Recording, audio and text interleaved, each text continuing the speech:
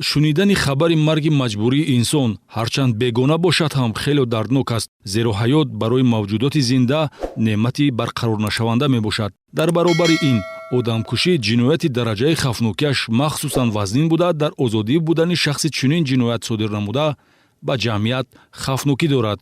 ҳамин гуна ҳодисаи ҷиноятиро дар ҳолати мастӣ шаҳрванд Аброров Эҳром Зайниддинович соли таваллудаш 1976 истиқоматкунандаи шаҳраки Ғончии ноҳияи Деваштич содир намуда аз ҷониби милитсия боздошт гардид. гумонбар шуда ҷинояти одамкуширо дар рӯзи зодрӯзи худ содир намудааст. шоми 27 ба 28 январ дар манзили истиқоматиаш воқеъ дар маҳаллаи Файзободи шаҳраки Ғончӣ бо маҳрум Олимҷон Баҳром соли таваллудаш 1973 истиқоматкунандаи ноҳияи Деваштич нӯшокии спиртӣ истеъмол намуда байнашон муноқиша ба миён меояд, ки дар натиҷа соҳибхона бо истифода аз корди хоҷагӣ дар рӯи миз гузошта шуда ба қафаси синаи меҳмон мезанад.